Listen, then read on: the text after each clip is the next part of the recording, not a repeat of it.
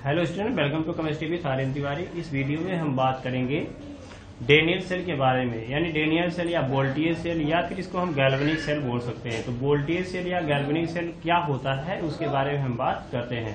तो voltaic cell क्या होता है, यानी ऐसी सेल होती है, ऐसा युक्त होता है जिसमें रेडॉक्स क्रिया के फलस्वरूप हम क्या करते हैं, विद्युत का उत्पादन करते हैं।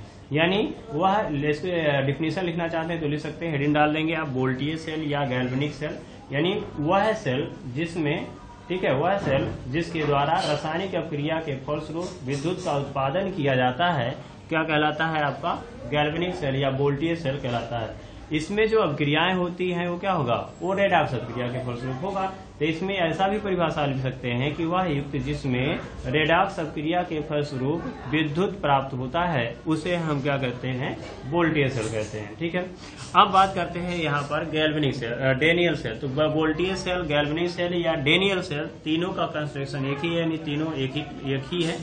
ठीक है, तो यहाँ पर बात करते हैं डेनियल सेल क्या होता है। अब डेनियल सेल जो कंस्ट्रक्शन है, यानी बनाया कैसे जाता है उसके बारे में हम बात करते हैं। लेते हैं एक बीकर, देखो यहाँ पर एक बीकर है, एक बीकर लेते हैं और उसको क्या करते हैं, जिंक का एक क्षण लेते हैं, जिंक के एक क्षण को लेते हैं और जिंक सल्फेट के विलयन में डुबो देते हैं, जिससे एक हाफ सेल बन जाता है, यानी एक अर्ध अपक्रिया बन जाती है। हाफ सेल यानी अर्ध सेल बनता है, क्या बनता है, अर्ध सेल बनता है। अब यहाँ पे बात करते हैं कि यहाँ अगर देखें तो यहाँ पर भी देख रहे हैं कापर इलेक्ट्रो, यानी यहाँ पर भी हम एक बीकर लेंगे और उसे कापर को क्या करेंगे, कापर सल्फेट के विलयन में डुबो देंगे, तो इससे भी क्या होगा, एक हाफ सेल बन जाएगा, यानी अर्ध सेल बन जाएगा। ठीक है, तो यहाँ पर भी क्या हो रहा है, हाफ सेल बन गया। अब क्या किया जाता है, इन दोनों सेलों को मिलाने के लिए, यानी दोनों सेलों को, देखो ये आधा सेल है, ये भी आधा सेल है, बस में रहा है। तो इसको क्या करना है, पूर्ण सेल जब बनाना होता है तो हम क्या करते हैं, एक साल्ट ब्रिज का प्रयोग करते हैं। जैसे मान लीजिए बीच में क्या है आपका, नहर है, तो या फिर कह सकते हैं नदी है, तो एक तरफ से दूसरे तरफ जाने के लिए क्या करते हैं, ब्रिज बनाते हैं। उसी प्रकार से क्या होता है, ये इसमें जो है आयनों का ट्रांसपोर्ट होने के लिए, यानी आयनों का स्थानांतरण होने के लिए हम कह सकते हैं कि इसमें क्या किया जाता है, एक साल्ट ब्रिज लगाया जाता है। तो साल्ट ब्रिज का क्या होता है, उसको कैसे लिखेंगे, तो साल्ट ब्रिज जो होती है वह उल्टा यू आकार की क्या होती है, नली होती है। तो ऐसे है, उल्टा यू आकार की क्या होती है, नली होती है, जिसमें KCl KNO3, ठीक है, KCl KNO3 या फिर अमोनियम नाइट्रेट, ठीक है, कोई एक इसमें से ले सकते हैं। KCl है, पोटेशियम नाइट्रेट है, अमोनियम नाइट्रेट है, इसको लेंगे। यह होता है वैद्युत अपघट। इसको क्या करते हैं, जिलेटिन, किसमें, जिलेटिन या फिर अगार, अगार जल में, किसमें, अगार और अगार जो है जल में हम क्या करते हैं, इसको मिश्रित करते हैं किसी एक को। यानी आप मान लीजिए पोटेशियम क्लोराइड लेना चाहते हैं तो पोटेशियम क्लोराइड को जिलेटिन और अगार अगार के जल में मिला करके एक मिश्रण बनाते हैं और उसको हम क्या करते हैं, इसमें भर देते हैं, किसमें, इस साल्ट ब्रिज में, या किस कांच की जो उल्टा यू आकार की नली है उसे में क्या करते हैं, इसको भर देते हैं और फिर इसको हम रुई के सहायता से इसको क्या करते हैं, बंद कर देते हैं। ठीक है, अब इसको क्या करते हैं, उठा करके इन दोनों के, यानी जो विलयन होगा, यानी जैसे मान लीजिए कापर सल्फेट है और इसमें क्या है आपका जिंक सल्फेट है, तो जिंक सल्फेट और कापर सल्फेट के विलयन में डुबो देंगे। ऐसा नहीं है कि आप क्या करो, इसको ऊपर ही लटका दो, लटकाने से नहीं होगा। इसमें क्या करना है, हमें जिंक के सल्फेट में ही हमें डुबोना होगा। अब जब डुबो देंगे तो यह जो आधा सेल था, ये भी आधा सेल था, वो क्या हो जाएगा, पूर्ण सेल बन जाएगा। अब इसमें जो है हम क्या करते हैं, इसमें विभव का अगर हमें मापन करना होता है तो हम क्या करते हैं, यहाँ से इलेक्ट्रोड से क्या करते हैं, एक तार के माध्यम से यहाँ पर हम वोल्ट मीटर लगा लेते हैं। वोल्ट मीटर होता है और वोल्ट मीटर का काम होता है विभव का मापन करना, यानी विभव कितना उत्पन्न हुआ उसके बारे में ये बताएगा। ठीक है, अब बात करते हैं कि इसमें इसको हम लिखेंगे कैसे। तो देखिए लिखेंगे कैसे, जैसे से मैं बोल रहा हूँ वैसे से आप लिखेंगे। देखिए यहाँ पर लिखेंगे कि डेनियल सेल दो अर्ध सेलों का बना होता है, जिसमें पहला जो अर्ध सेल होता है वह जिंक इलेक्ट्रोड को क्या किया जाता है, जिंक इलेक्ट्रोड को जिंक सल्फेट के विलयन में डुबोकर बनाया जाता है। दूसरा अर्ध सेल जो होता है वो कापर इलेक्ट्रोड का होता है, जिसमें कापर इलेक्ट्रोड को कापर सल्फेट के विलयन में डुबो करके बनाया जाता है। इसको हम क्या करते हैं, एक साल्ट ब्रिज की सहायता से जोड़ करके उसको हम पूर्ण सेल बना लेते हैं और पूर्ण सेल बना लेते हैं। और उसके बाद इलेक्ट्रोडों को क्या करते हैं, एक तार के माध्यम से क्या करते हैं, उसे हम वोल्ट मीटर से जोड़ देते हैं, जो उसके विभव का मापन करता है। ठीक है, इसमें होने वाली अपक्रियाएं निम्नलिखित हैं। अब वो अपक्रियाएं क्या हैं, ठीक है, उसको देखते हैं। तो इतना लिख लेंगे। अब देखिए क्या होगा, अब जैसे मान लीजिए इसमें अर्ध अपक्रिया है तो लिखेंगे अर्ध अपक्रिया लिखने पर, ठीक है, अर्ध अपक्रिया लिखने पर। तो अर्ध अपक्रिया क्या होगा, तो यहाँ पर देख रहे हैं कि अर्ध अपक्रिया में अगर बात करें तो ये अर्ध सेल था, ये क्या था आपका अर्ध सेल है, तो इस पर अलग अपक्रिया होगी और इस पर क्या होगी, अर्ध अपक्रिया अलग होगी। तो ये अपक्रियाएं क्या होती है, तो यहाँ पर अगर बात करें तो जिंक का क्या होता है, तो जिंक जो क्या करता है, जिंक सल्फेट, जिंक जो होता है वो 2 इलेक्ट्रॉन त्याग करके क्या बना लेता है, Zn2+ बना लेता है। जिंक जो होता है वो क्या करता है, Zn2+ बना लेता है, कितना इलेक्ट्रॉन त्याग करके, 2 इलेक्ट्रॉन त्याग करके। तो हम ये कहेंगे कि यह ऑक्सीकरण की क्रिया हो गई, कौन सी हो गई, ऑक्सीडेशन हो गया, ठीक है। और ऑक्सीडेशन जो होता है वो हर वक्त कहाँ होगा, एनोड पर होगा। तो हम कहेंगे कि यह क्रिया कहाँ होगी, एनोड पर होगी, ठीक है। अब एनोड पर जो होगी तो हम ये कहेंगे कि यह जो है, यह जिंक जो है वो एनोड की तरह काम करेगा। किसकी तरह काम करेगा, एनोड की तरह काम करेगा, ठीक है। अब उसके बाद बात करते हैं कि जो दूसरा अर्ध सेल है, ठीक है। अब यहाँ पर देख रहे हैं यह जो अर्ध सेल है इसका लिख लीजिए। तो ये जो अर्ध सेल है इसको कहेंगे एट कैथोड, यानी एक जो है अब वो एनोड का जब काम कर रहा था तो दूसरा जो होगा वो कैथोड का काम करेगा। तो इसमें देखिए क्या होता है, इसमें जो कॉपर सल्फेट होता है तो CuSO4 पहले ये ब्रेक होता है, किसमें जाता है, Cu2+ में, और SO4 किसमें, 2- में, ठीक है। अब ये जो Cu2+ है कहाँ का, ये विलयन में, कहाँ का, ये जो विलयन में Cu2+ था वो अब कहाँ जाएगा, वह इलेक्ट्रोड पर जाएगा। कहाँ जाएगा, वो इलेक्ट्रोड पर जाएगा, ठीक है। अब यह इलेक्ट्रोड के पर जाएगा तो ये क्या करेगा, Cu जो 2+ है वह 2 इलेक्ट्रॉन को क्या करेगा, वो ग्रहण कर लेगा और क्या बना लेगा, Cu बना लेगा। तो हम ये कहेंगे कि यह जो क्रिया है वह रिडक्शन हो रही है। यह क्रिया कौन सी है आपकी, रिडक्शन यानी अपचयन की प्रक्रिया होगी। अब यहाँ पे बात थोड़ा समझना है कि यह Zn से Zn2+ कब बना और क्यों बना और इलेक्ट्रॉन कहाँ गया। तो यहाँ हम बात करेंगे कि जो यहाँ पर जिंक होता है तो विलयन में क्या होते हैं, जल के अणु होते हैं। क्योंकि ये जो है जिंक सल्फेट कैसा होता है, एक्वस होता है, यानी जलीय विलयन होता है। तो ये जो जल होता है वो क्या करता है, इस जिंक को क्या करता है, आकर्षित करता है, अट्रैक्ट करता है, जिसकी वजह से एक जिंक क्या करता है, Zn2+ में, यानी कह सकते हैं इलेक्ट्रॉन त्याग करके Zn2+ बना लेता है और ये 2 इलेक्ट्रॉन बचते हैं। अब यह जो इलेक्ट्रॉन होगा वो कहाँ रह जाएगा, इलेक्ट्रोड पर रह जाएगा और Zn2+ कहाँ चला जाएगा, विलयन में। अब यह इलेक्ट्रॉन होता हुआ यहाँ से होता हुआ देख रहे हैं इलेक्ट्रॉन का प्रवाह होता हुआ कहाँ जाएगा, कॉपर के विलयन में। अब कॉपर के जो कॉपर इलेक्ट्रोड पर पहुंचेगा तो विलयन में क्या है, कॉपर के, तो कॉपर के विलयन में देखिए कॉपर सल्फेट है, तो कॉपर सल्फेट क्या होगा, Cu2+ और SO4 बनाएगा। तो Cu जो 2+ होगा वह यही जो इलेक्ट्रॉन यहाँ से देखिए जिंक क्या किया था, त्यागा था, यहाँ से होता हुआ जब यहाँ आया तो यही कॉपर क्या करेगा, जिंक वाले इलेक्ट्रॉन को एक्सेप्ट कर लेगा, ग्रहण कर लेगा और क्या हो जाएगा, वह Cu में चेंज हो जाएगा, यानी इसका क्या हो जाएगा, रिडक्शन यानी अपचयन हो जाएगा। क्लियर। तो ये था आपका अर्ध अपक्रियाएं, ठीक है। तो यहाँ पर हो गया एनोड, ये हो गया कैथोड। अब देखते हैं इसमें चेंजिंग क्या होती है, बदलाव क्या क्या देखने को हमें मिलता है। तो हम बात करेंगे कि देखिए Zn से क्या हो रहा है, Zn से Zn2+ बन रहा है। इसका मतलब है कि विलयन में Zn2+ आयन की सांद्रता जो होगी वो बढ़ती जाएगी। और उसके बाद जो है कॉपर सल्फेट में, अगर हम कॉपर सल्फेट में बात करें, ठीक है, तो कॉपर सल्फेट में बात करें तो कॉपर कहाँ चला गया, इलेक्ट्रोड पे चला गया। तो बचा क्या आपका सल्फेट आयन। अब सल्फेट आयन विलयन में रहेगा। अब ये जब सल्फेट आयन सोल्यूशन में रहेगा तो इसका मतलब है कि यह धीरे धीरे जैसे जैसे रिएक्शन होता जाएगा सल्फेट आयन की मात्रा बढ़ती जाएगी और यहाँ पर क्या होगा, Zn2+ आयन की मात्रा बढ़ती जाएगी। अब इसमें क्या होगा, जब Zn ज्यादा बन जाएगा तो ये Zn क्या करेगा, इस इलेक्ट्रोड के चारों ओर घिर जाएगा।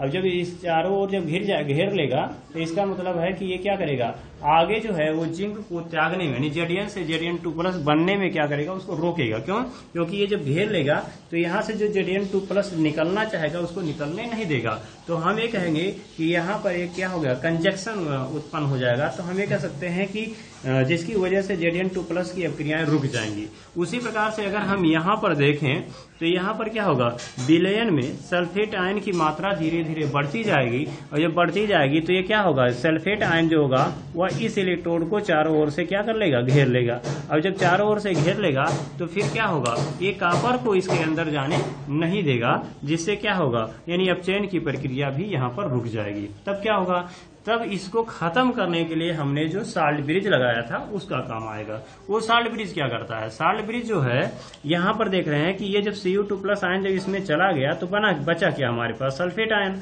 तो सल्फेट आयन को क्या करेगा, वो संतुलित करेगा। सल्फेट आयन कैसे संतुलित होगा, ये है ऋणावेशित। सल्फेट आयन क्या है आपका, ऋणावेशित है। और यहाँ पर मान लीजिए हमने जो वैद्युत अपघटन लिया था वो क्या था आपका KCl। अब वहां पे अगर यहाँ पर थोड़ा समझिए तो यहाँ पर क्या है, विलयन में क्या जा रहा है, Zn2+। तो हम ये कह सकते हैं यहाँ पर Zn2+ हमें ज्यादा हो जाएगा। इस विलयन में क्या हो रहा है, सल्फेट आयन ज्यादा हो रहा है। अब हमारे पास क्या था, साल्ट ब्रिज था। साल्ट ब्रिज में क्या मिला, KCl मिला। तो KCl जो होता है ये भी ब्रेक होगा। अब K+ में और Cl क्या होगा, माइनस में। तो ये जो माइनस होगा, Cl- जो होगा वो क्या करेगा, इस प्लस को क्या करेगा, संतुलित करने लगेगा। यानी यहां से क्या करेगा, यह Cl- निकलेगा और इस प्लस यानी Zn2+ को क्या करेगा, उदासीन यानी Zn से मिलकर के यह ZnCl2 बनाता रहेगा और इसको उदासीन करता रहेगा। यहाँ पे अगर बात करते हैं तो यहाँ पर जो पोटेशियम है, ठीक है, वो क्या करेगा, इलेक्ट्रोड से निकलेगा पोटेशियम। अब ये चूंकि प्लस है तो प्लस क्या करेगा, इस सल्फेट आयन जो इसमें मात्रा सल्फेट आयन की ज्यादा थी उसको क्या करेगा, वो संतुलित करेगा और पोटेशियम सल्फेट में उसको उदासीन कर देगा यानी परिवर्तित कर देगा। जिससे क्या होगा, जैसे जैसे Zn2+ आयनों की संख्या बनती जाएगी और यहाँ से Cl आता जाएगा और उससे क्रिया करके उसको उदासीन करता जाएगा। इसलिए यह क्रिया क्या होगी, निरंतर यानी लगातार चलती रहेगी। ठीक है, यहाँ पे बात करते हैं तो यहाँ पर जो सल्फेट आयन है ये क्या करेगा, पोटेशियम आयन से रिएक्शन करता रहेगा और पोटेशियम आयन क्या होगा, वो सल्फेट आयन से रिएक्ट करके पोटेशियम सल्फेट बनाता रहेगा और यह विलयन से खत्म होता यानी उदासीन होता चला जाएगा। तो हम कह सकते हैं कि यहाँ पर जो कंजक्शन उत्पन्न हो रहा था, ठीक है, तो यहाँ पर जो है इसको जो यहाँ पर इसको घेर ले रहे थे वो क्या हो जाएगा, वो खत्म हो जाएगा। और जब खत्म हो जाएगा तो हम कहेंगे ये रिएक्शन निरंतर चलता रहेगा। तो ये था आपका साल्ट ब्रिज का काम। ठीक है, अब जब इलेक्ट्रॉन का जो प्रवाह था वो कहाँ से हो रहा था, यानी जिंक इलेक्ट्रोड से कहाँ हो रहा था, इस यानी कॉपर इलेक्ट्रोड की हो रहा था। तो विद्युत धारा आप जानते हैं कि अगर करंट यानी इलेक्ट्रॉन जो है अगर लेफ्ट टू राइट जा रही है तो विद्युत धारा जो होगी यानी करंट जो होगा वो राइट टू लेफ्ट जाएगी। यानी हम कह सकते हैं यहाँ देख रहे हैं कि लेफ्ट टू राइट जा रही है, इलेक्ट्रॉन का प्रवाह हो रहा है, तो धारा का प्रवाह क्या होगा, उल्टे दिशा में होगी। ठीक है, तो ये था आपका इसका मतलब कह सकते हैं कि इसमें जो रिएक्शंस हो रहे हैं वो समझ में आया। अब बात करते हैं कि जब इन दोनों सेलों को मिला दिया जाता है तो एक पूर्ण सेल बनता है, तो इसको हम लिखते हैं पूर्ण सेल अभिक्रिया। ठीक है, तो यहाँ पर पूर्ण सेल अभिक्रिया होगा। तो पूर्ण सेल अभिक्रिया कैसे लिखेंगे, तो इसको क्या करना है, आपको जोड़ लेना है। देखिए यहाँ पर देखिए इलेक्ट्रॉन है यानी Zn से Zn2+ बना तो 2 इलेक्ट्रॉन निकाला। अब यह 2 इलेक्ट्रॉन कहाँ गए, यहाँ पे, तो Cu2+ क्या किया, इसको एसेट कर लिया तो ये इलेक्ट्रॉन खत्म हो गया पारा इसमें। तो हम ये कह सकते हैं कि Zn है, अब देखो लेफ्ट हैंड साइड वाले को एक साथ Zn से प्लस है और Cu2 है प्लस एक साथ जोड़ लेंगे। अब उसके बाद है तीर के उधर वाले को एक साथ, तो यहाँ बचा क्या आपका Zn2+ और क्या बचा आपका Cu बचा। क्लियर हो गया। तो हम ये कह सकते हैं यह जो है ये आपकी कंप्लीट सेल रिएक्शन हो जाएगी। ठीक है, ये हो गया आपका कंप्लीट सेल रिएक्शन, जिससे इसका जो विभव आता है यानी विद्युत वाहक बल जो आता है वो आता है 1.10 वोल्ट, यानी 1.10 वोल्ट का विभव हमें इससे प्राप्त होता है। ठीक, तो ये था आपका डेनियल सेल के बारे में। अब बात करते हैं कि डेनियल सेल को हम रिप्रेजेंट कैसे करते हैं। ठीक है, इसको निरूपित कैसे करते हैं। ठीक है, तो इसका निरूपण जानना जरूरी था। मेन तो इसका निरूपण था, तो हम इसका है कह सकते हैं डेनियल सेल का निरूपण, डेनियल सेल का निरूपण। तो इसको हम निरूपित कैसे करते हैं उसको समझते हैं। तो निरूपित करने का मतलब है रिप्रेजेंटेशन ऑफ डेनियल सेल। ठीक है, या कह सकते हैं कि इसको देखिए क्या हो रहा है, यहाँ पर देखिए Zn जो है, ठीक है, Zn से क्या बनना है, Zn2+ बनना है। तो ऐसे पहले लिखेंगे Zn से क्या बनना है, Zn2+ बनना है, तो Zn लिखेंगे। अब Zn से देखो Zn2+ बनना था, देखिए Zn से Zn2+ बनना था। तो Zn क्या था आपका, इलेक्ट्रोड था जो ठोस अवस्था में था, तो यहाँ पर हम यस लिखेंगे। अब उसके बाद Zn2+ जो है वो कहाँ चला गया, विलयन में चला गया। तो विलयन में जब जाएगा तो इसका मतलब वो द्रव अवस्था में बदलेगा। तो जब हम फेज ट्रांसफर करते हैं, क्या करते हैं, फेज ट्रांसफर करते हैं, तो हम ये कहेंगे उससे एक या प्रावस्था जब चेंज होगी यानी ठोस से द्रव में जाएगा या द्रव से गैस में जाएगा, तो आप क्या करोगे, यहाँ पर एक खड़ी लाइन यानी एक वर्टिकल लाइन लिखोगे। उसके बाद क्या होगा, यहाँ पर हम क्या करेंगे, Zn से क्या बनना था, Zn2+ बनना था, कहाँ चला गया, विलयन में, तो हम कहेंगे यह एक्वस हो जाए। एक्वस मतलब क्या होता है, जलीय विलयन। अब जब ये विलयन में जाएगा तो कुछ ना कुछ क्या होगी, सांद्रता होगी, तो उसे हम C1 लिखेंगे। क्या लिखेंगे, C1। अब यहाँ पर एक मन में विचार आ रहा होगा कि हम Cu वाले को इधर क्यों नहीं लिख दिए, Cu वाले को पहले क्यों नहीं लिखे और Zn वाले को हम पहले क्यों लिख दिए। तो इसमें आप ध्यान में रखेंगे कि पहले हमें एनोड को लिखना होता है। किसको? एनोड को लिखना होता है। ठीक है, ध्यान में रखेंगे। इसका एक फार्मूला है जिससे हम कहेंगे, ऐसे याद रखेंगे, एलोन। क्या लिखेंगे आप? एलोन। एलोन से हम समझेंगे कि ए से होता है एनोड और एल से होता है लेफ्ट, ओ से होता है ऑक्सीडेशन, ठीक है, और उसके बाद एन से होता है निगेटिव। क्या होगा? नेगेटिव होगा। और ई से क्या होगा? आपका इलेक्ट्रोड होगा। क्लियर हो गया?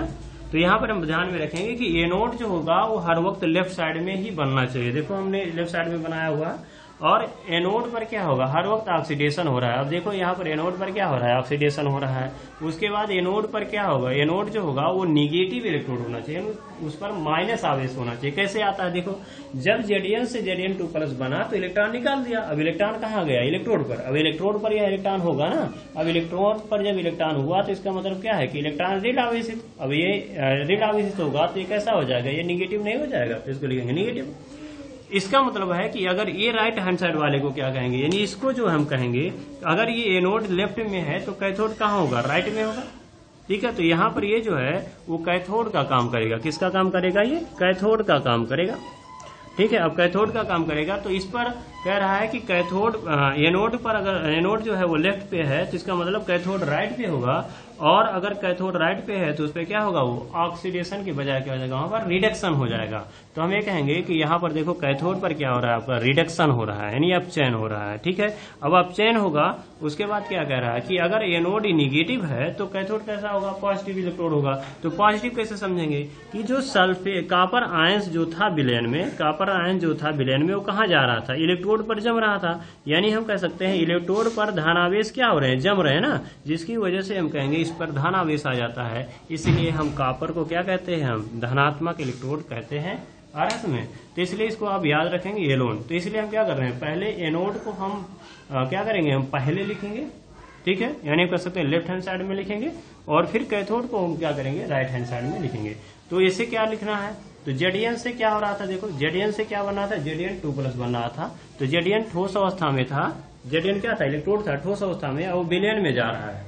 इसका मतलब Zn2+ बना रहा है। अब ये Zn2+ जब विलयन में जा रहा है तो इसकी कोई सांद्रता होगी, उस सांद्रता को हम मान लीजिए C1 बना लें। अब यानी ये अर्ध सेल हमने लिख लिया। ठीक है, अब इसको बीच में हमने क्या लगाया है? Salt bridge. तो साल्ट ब्रिज को हम क्या करते हैं? दो खड़ी लाइन से लिखते हैं, ऐसे दो वर्टिकल लाइन से लिखेंगे, जिसको हम बोलते हैं साल्ट ब्रिज।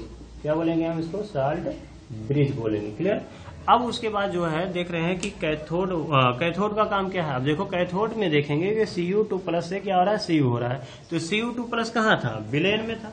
तो Cu2+ जो है वो जब विलयन में था तो इसको लिखेंगे पहले। यहाँ देखो Cu2+ है तो इसको पहले लिखेंगे। कहाँ था? विलयन में था तो इसको लिखेंगे एक्वस था, यानी द्रव अवस्था में था।